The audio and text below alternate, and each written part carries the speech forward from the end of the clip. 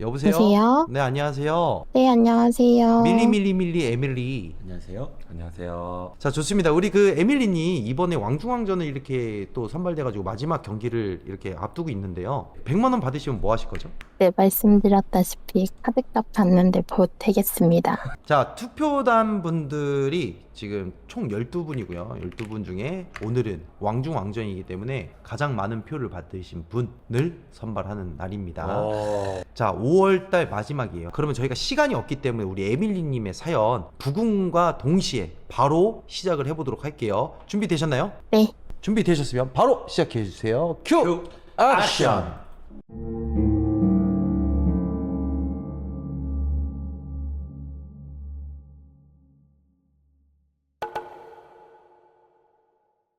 그때는 제가 첫 직장에 취직을 하고 얼마 지나지 않은 때였는데요.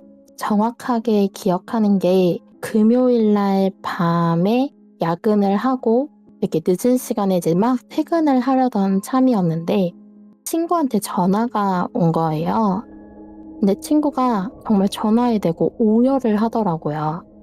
그래서 도대체 무슨 일이냐 물어봐도 대화가 불가능할 정도여가지고 좀 기다린 다음에 친구가 조금 진정이 된 것 같아서 다시 무슨 일인지 물어보니까 친구 부모님이랑 친언니가 모두 돌아가셨다고 얘기를 하더라고요. 어떻게 된 건지 알아보니까 친구 부모님이 결혼기념일이셨는데 이제 친구가 일이 조금 늦어지니까 외식을 하기로 했었나 봐요. 그러니까 이제 부모님이랑 언니랑 한 차로 이동하면서 친구를 데리러 가는 중에 맞은편에서 대형 화물 트럭이 중앙선을 넘어가지고 정면으로 충돌했다고 해요. 화물 트럭 기사까지 총 4명이 다 현장에서 돌아가셨다고 하고 나중에 들은 이야기로는 화물 트럭 기사가 음주운전이었다고 하더라고요. 저는 소식 듣자마자 바로 장례식장으로 갔고 장례식장 분위기는 뭐 말해 뭐 하겠어요. 돌아가신 분들도 너무 안타까운데 이제 제 입장에서는 남은 친구가 더 걱정인 거죠. 그래서 장례식장 끝나고 이후에는 제가 거의 친구 집으로 퇴근을 했어요. 근데 정말 애 상태가 처참하더라고요. 뭐 그냥 눈 떠지니까 눈 뜨고 숨 쉬어지니까 숨은 쉬는데 저걸 살아있다고 표현하는 게 맞나 싶을 정도의 상태였고 진짜 처참 그 자체였거든요. 나중에는 도저히 안 되겠다 싶어서 막 화도 내고 쌍욕도 하고 어르고 달래서 정신과에 데리고 갔고 이제 좀 치료받고 약 복용하니까 그래도 조금씩 차도가 보이더라고요. 그래서 혼자서 좀 기본적인 일상생활이 가능하구나 싶다고 생각이 든 게 거의 6개월 정도 지난 후였어요. 근데 어느 날 친구가 밤에 혼자 자고 있는데 쨍그랑 소리에 깼다는 거예요. 그때가 친구 기억으로는 새벽 2시? 3시쯤 정도 됐었는데 소리 나는 대로 가보니까 주방 싱크대에 숟가락이 하나 떨어져 있더래요. 그래서 친구는 그냥 숟가락이 떨어졌구나 하고 다시 잤다는 거예요. 근데 제가 그 이야기를 듣고 친구를 데리고 주방에 갔어요. 그래서 제가 뭐라고 했냐면 저 수저통에서 숟가락이 혼자 떨어지는 게 가능해? 라고 물어본 거죠. 근데 친구가 그제서야 라고 하더라고요. 아니 수저통이 이렇게 세로로 길쭉한데 아무리 뭘 해도 혼자 그게 떨어지는 게 저는 이해가 안 되는 거예요. 근데 이제 그날 이후로부터 친구가 계속 이상한 소리를 하더라고요.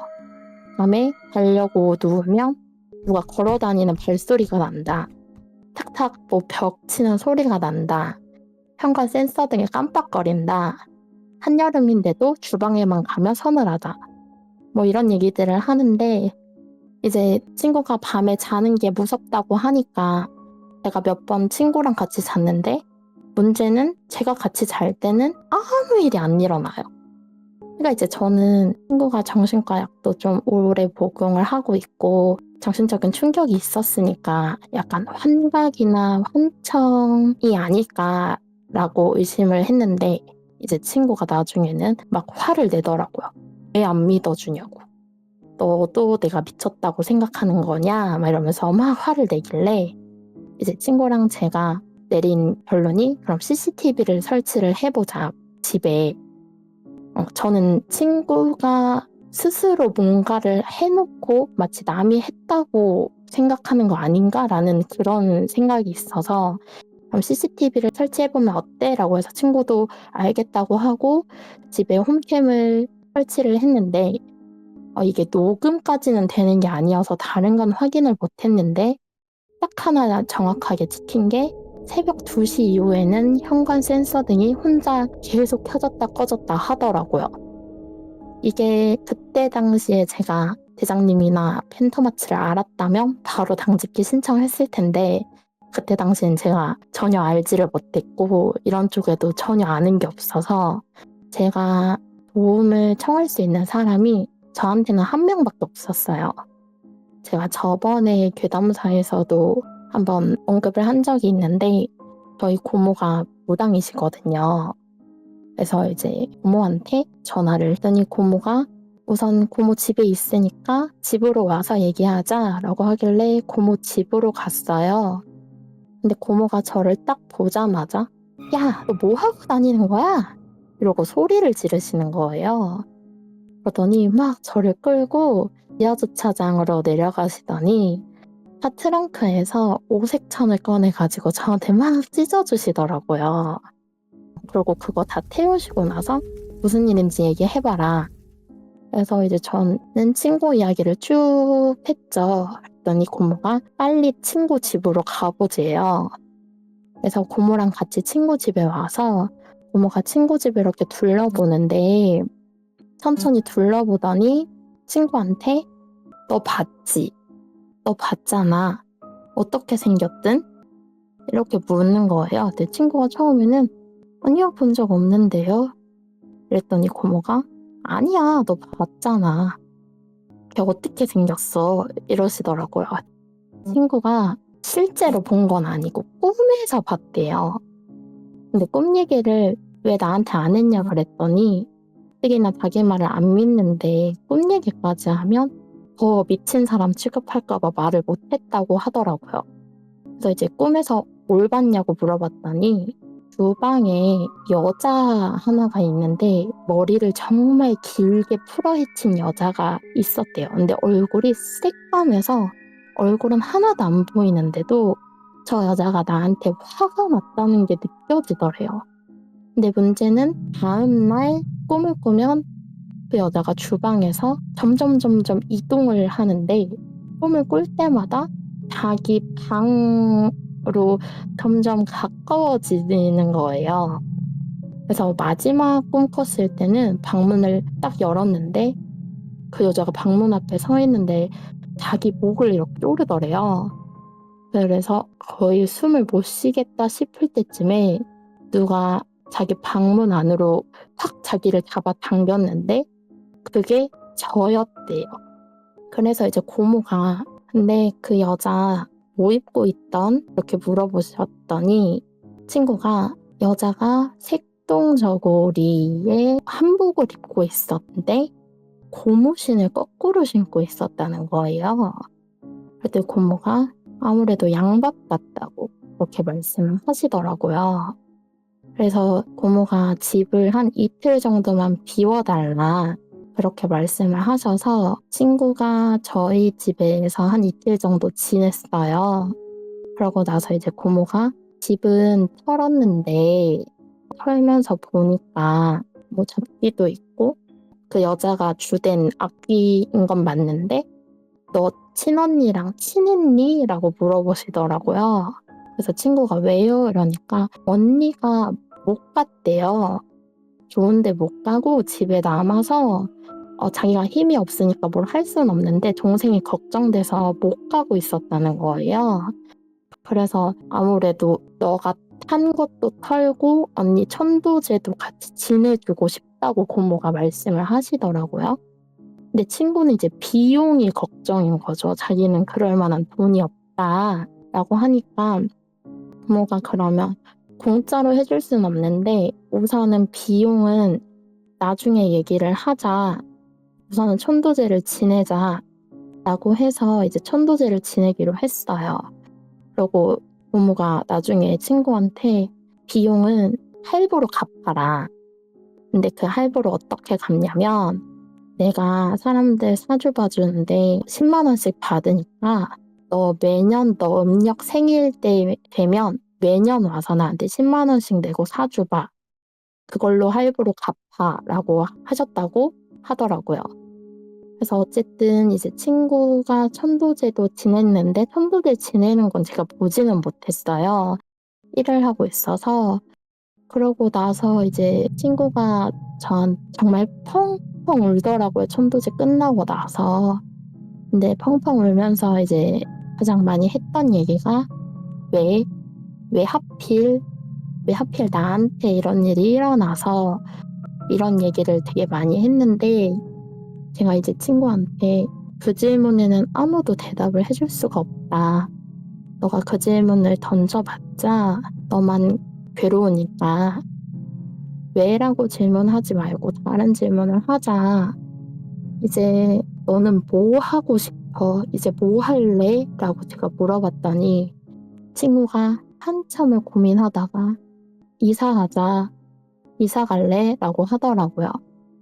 그래서 이제 이사 준비하면서 지내고 있는데 천도제 지내고 한 일주일 정도 지났을 때 제가 일하고 있는데 친구한테 카톡이 온 거예요. 근데 카톡이 뭐라고 왔냐면 친구가 카톡으로 누가 나한테 양밥 날렸는지 알 것 같아 라고 해서 제가 바로 전화를 했더니 친구가 지금 자기가 장례식장이래요.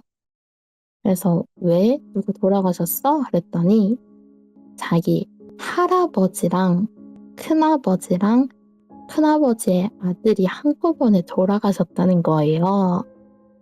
그래서 이랬더니 할아버지랑 큰아버지의 아들이 한 집에 같이 살았는데 새벽에 아래층에서 난 화재가 위층까지 번지면서 미처 대피를 못하고 세 분이 다 현장에서 돌아가셨대요. 그래서 제가 야, 어떻게 그런 일이 있냐. 근데 그게 양밥이랑 무슨 관련인데 했더니 내가 말 안 했나? 우리 큰아버지가 무당이시잖아. 라고 하더라고요. 그래서 자기가 장례식장에서 얼핏 듣기로는 불전이다 라는 이야기를 들었다고 해요. 그래서 친구랑 저랑 그거에 대해서 한참을 얘기하다가 내린 결론은 확인할 수 없다. 의심은 정말 가지만 그게 정말 큰아버지가 날린 양법인지는 확인해줄 사람이 모두 돌아가셨고 확인할 길이 없다가 내린 결론이었고요. 친구도 처음에는 좀 많이 괴로워하다가 나중에는 그냥 큰아버지가 날린 양밥이 아니고 그냥 우연으로 넘기고 싶다고 하더라고요. 물론 누가 날린 양밥인지는 알 수 없으나 중요한 건 친구가 이제는 취직해서 직장도 잘 다니고 있고 결혼도 했거든요. 이렇게 잘 지내고 있다는 게 제일 중요한 거겠죠. 그래서 제가 왕중왕전 나간다고 하니까 친구가 선뜻 자기 사연을 얘기해보라고 저한테 먼저 얘기를 해줬어요. 그래서 지금도 아마 듣고 있을 텐데 그 힘든 시간들을 잘 견디고 버텨줘서 고맙다고 이 자리를 빌어서 전해주고 싶네요. 제 이야기는 여기까지입니다.